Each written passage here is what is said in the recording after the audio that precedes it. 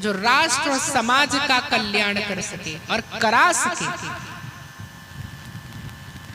अन्यथा हिरण्यकश्यपु जैसे भी पुत्र उत्पन्न हो जाते हैं, अहंकारी, मद लोभी, मत्सर, कामी, जो केवल और केवल संसार को गर्त में ले जाने वाले होते हैं। तो यह कथा हमें सिखाती है कि 16 संस्कारों से बद्ध होना। गर्भाधान संस्कार जीवों के जन्म के पहले की है। तो हमारी ये सनातन संस्कृति है जो जीवात्मा के जन्म से पहले भी है और मरने के बाद की संस्कृति, जिसको अंतिम संस्कार कहते हैं। जीवात्मा मर गया है तो उसकी सद्योगति हो, अधोगति न हो, इसके निमित्त उनके लिए क्रियाकर्म की विधि होती है। ये अंतिम संस्कार है। तो ये सनातन ही संस्कृति है जो मरने के बाद और जन्म लेने से पहले तक की विधि और संस्कार होते हैं। तो इस संस्कार से जो जन्मता है वही व्यक्ति साधु होता है।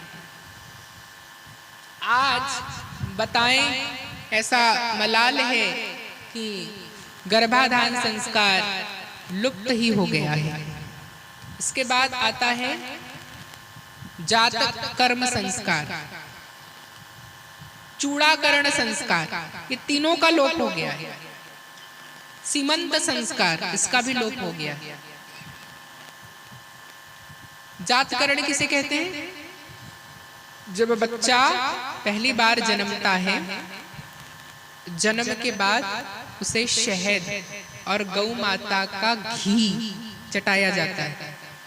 क्या है? जातकर्म संस्कार है। ये किस किस का हुआ है? किस किस ने देखा है, अपने घर में किया है? किसी ने नहीं। जातकर्म संस्कार नहीं हुआ। ये तो बच्चे के जन्मने के बाद पहला संस्कार जातकर्म संस्कार है। बच्चे के जन्म से पहले सबसे पहला संस्कार है गर्भाधान संस्कार, वो तो हुआ ही नहीं होगा। उसके बाद आप आ जाइए सीमंतोन्नयन संस्कार, वो किसका हुआ है? हुआ है।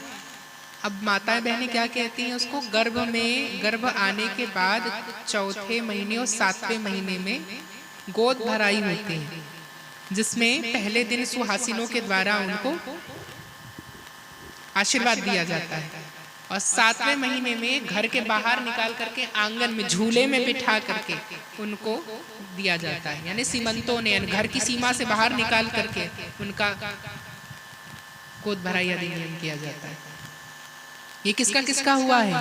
जानते हैं ऐसा होता है ना?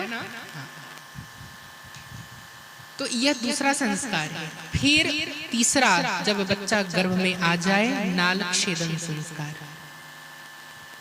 और उसके बाद जातकर्म संस्कार होते हैं।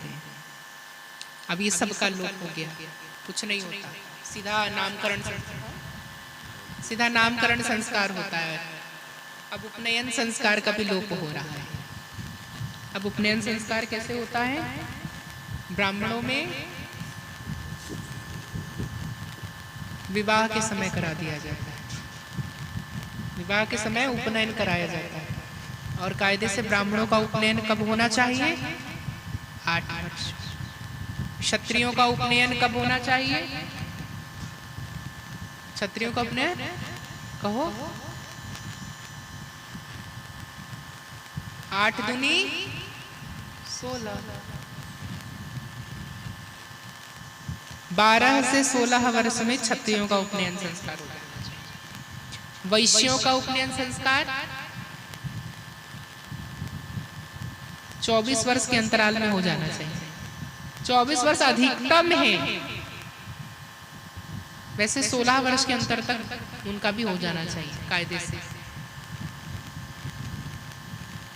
लेकिन आज ऐसी व्युत्क्रमता आ गई है कि समय का व्यतिक्रमण हो रहा है और ब्राह्मण समाज भ्रष्ट हो रहे हैं, जिसमें उपनयन तो होता ही नहीं, और यदि होता भी है तो नाम के लिए। 8 वर्ष के बाद यदि लेट से किसी भी ब्राह्मण का उपनयन होता है तो उसे पाप लगता है, उसका प्रायश्चित होता है, और प्रायश्चित होने के बाद फिर ब्राह्मण समाज उस व्यक्ति को अपनाएगा, तब तक ब्राह्मण नहीं अपनाएंगे। उसके द्वारा यदि ब्राह्मण कोई पूजा काम करता है तो उस पूजा को स्वीकारते हैं। प्रत्यवाय लगता है हमारे ब्राह्मण समाज में। आज कौन मानता है? आज तो 8 वर्ष में हमारा बच्चा बहुत छोटा है, 13-14 वर्ष में या 22-23 वर्ष में उपनयन हो रहा है। गलत।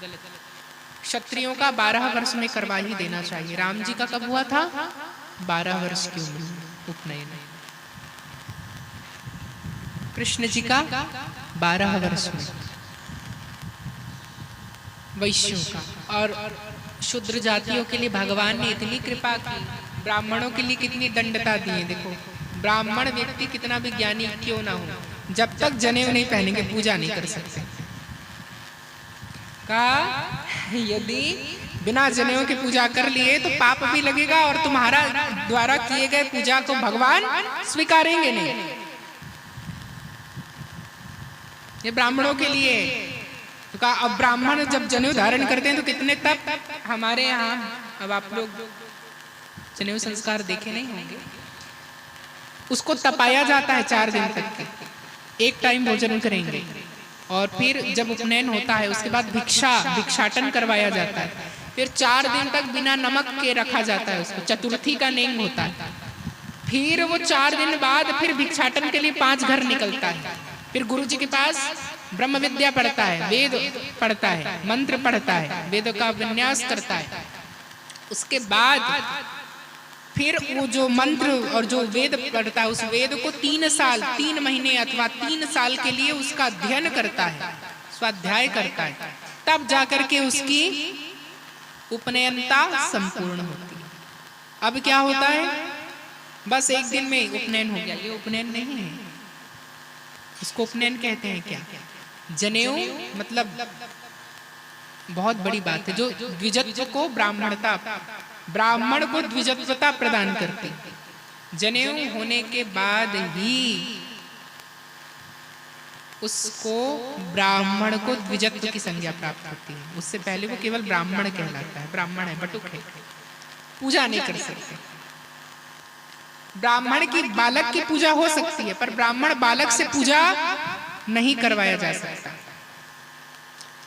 दोष या ये ब्राह्मण के साथ अत्याचार है ना। फिर कहा जनेऊ पहनो तब होगी, और कई जनेऊ पहन के जनेऊ त्याग दिए तो ब्राह्मण तुम्हारा शकल भी नहीं देखेंगे। अब बगैर जनेऊ होने के बाद जनेऊ त्यागना भी नहीं है, इतना बड़ा पाप।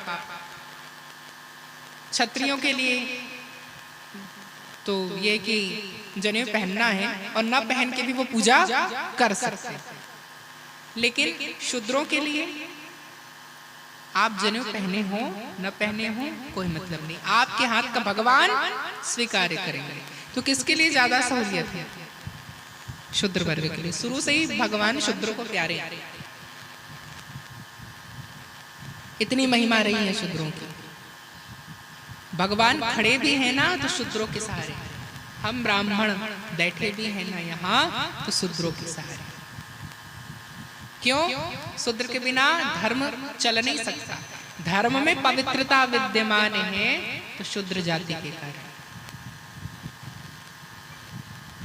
नियम है, यज्ञ कुंड बनाते हैं ना तो यज्ञ कुंड को लिपने का अधिकार शूद्रों को है, ब्राह्मण नहीं लिपते। अब तो लिप लेते हैं। यज्ञ कुंड को खोदने का अधिकार शूद्रों को है। वो मंदिर में बैठ करके ब्राह्मण देवता पूजा करते हैं हम लोग मंदिर के अंदर, लेकिन वो मंदिर का निर्माण बगैर शूद्र के होगा नहीं। उनकी ईंटें, उनकी नींव कौन खोदेगा? इसीलिए शूद्र जाति भगवान के पैर हैं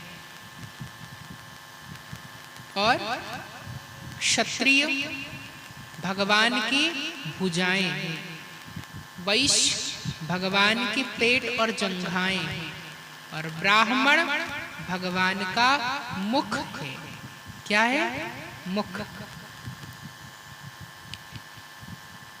कायदे से सब एक ही शरीर के अंग हैं। मुख, हाथ, पेट, पैर, और सभी अंग शरीर के ही कार्य करते हैं। पैर चल रहा है तो शरीर के लिए ही चल रहा है, हाथ कार्य कर रहा है तो शरीर के लिए ही कर रहा है, पेट कार्य कर रहा है शरीर के लिए ही कर रहा है, और वाणी कार्य कर रही है शरीर के लिए ही। अब यदि वाणी और पैर का युद्ध हो जाए तो किसका घाटा होगा? हाथ और मुंह का लड़ाई हो जाए तो किसका घाटा? हाथ कहेगी मैं वाणी को भोजन, मैं मुख को भोजन दूंगी ही नहीं, तो क्या होगा?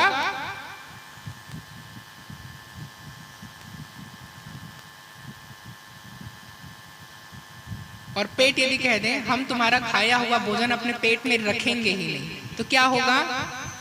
शरीर दुर्बल हो जाएगा। इसलिए यह शरीर के एक एक अंग यदि भंग होने लगे तो शरीर की ही हानि है।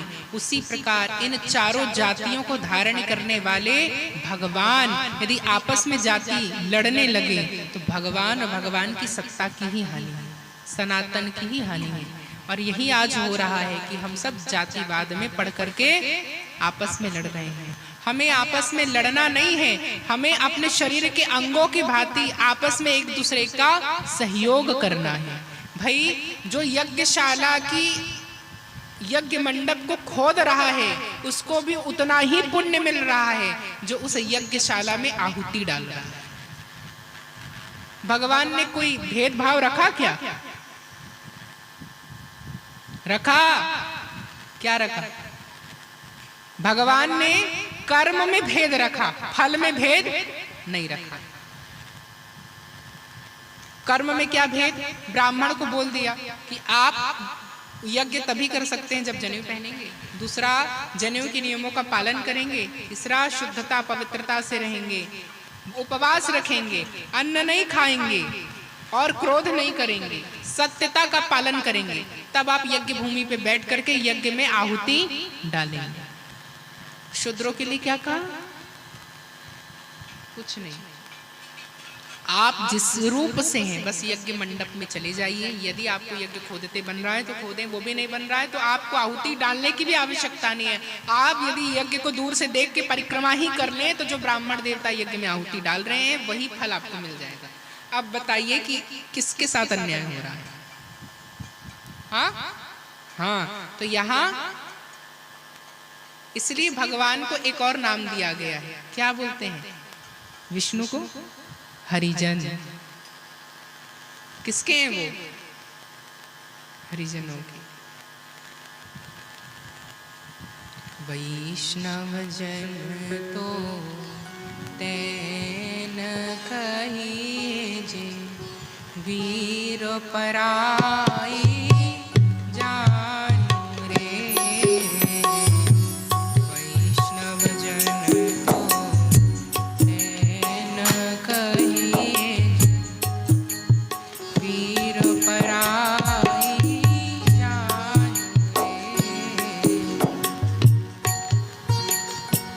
जाति पाति पूछे नहीं कोई, हरि को भजे सो हरि का होई। हम तो एक ही जाति जानते हैं। कौन सी? कौन सी जाति? हम सब किस जाति के हैं? किस जाति के हैं? मानव जाति के। किस जाति के हैं? हाँ, कौन सी जाति है हमारी? मानवता की। मनुष्य हैं और उसमें भी एक ही संप्रदाय है। कौन सा? कहा भगवान का, जिसको कहते हैं भक्ति संप्रदाय। किस संप्रदाय से हैं हम? भक्ति संप्रदाय से।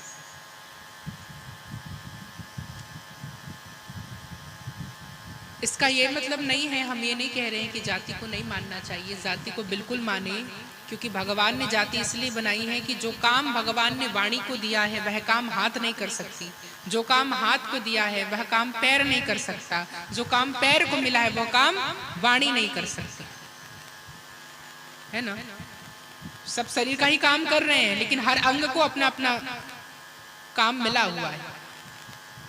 हाथ को कह दो कि आप भोजन कर लो तो हाथ क्या भोजन पचा सकती है? वाणी को कह दीजिए कि आप बोल करके भोजन बना दीजिए, क्या बोल करके भोजन पक जाएगा? हाथ से बनाना पड़ेगा ना। इसलिए प्रत्येक अंग का अपना अपना कार्य है, उसी प्रकार प्रत्येक जाति का अपना अपना कर्तव्य विशेष होता है। तो प्रत्येक जाति अपने कर्म के अनुरूप ही पूजा करती है, उनका कार्य भगवान के लिए पूजा ही है। आइए कथा, यही कथा सीख दे रही है धन्ना जाट और नरसिंह मेहता के रूप में, सबरी के रूप में, प्रहलाद के रूप में। कथा से पहले हरिनाम संकीर्तन।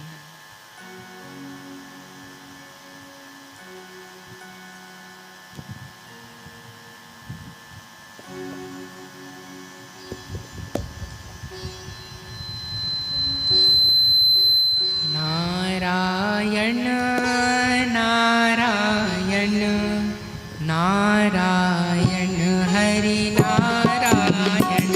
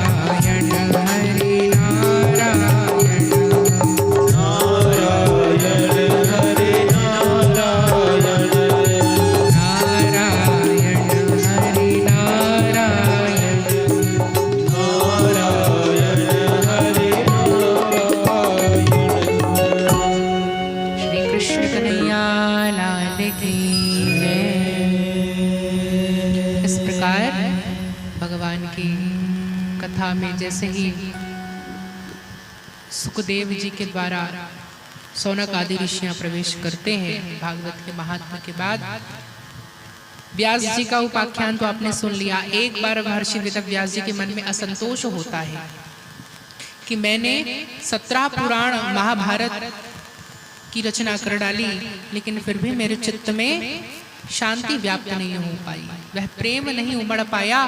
क्या करें?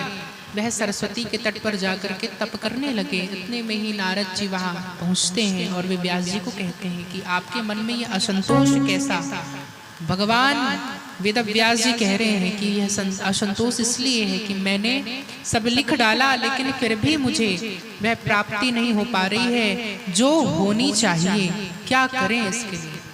उन्होंने कहा कि आप सब तो कर डाले, जितना जो भी ज्ञान यज्ञ है सारा ज्ञान आपने 17 पुराणों में परोस डाला, लेकिन आपने वह ज्ञान जिसको प्राप्त करने के लिए हुआ है वह प्राप्तव्य को ही नहीं परोसा है। वह प्राप्तव्य क्या है? तो कहा प्रेम भक्ति, उसे प्रकट करना है। प्रेम और भक्ति कैसे प्रकट हो? तो कहा वह तो श्रीमद् भागवत की कथा ही है।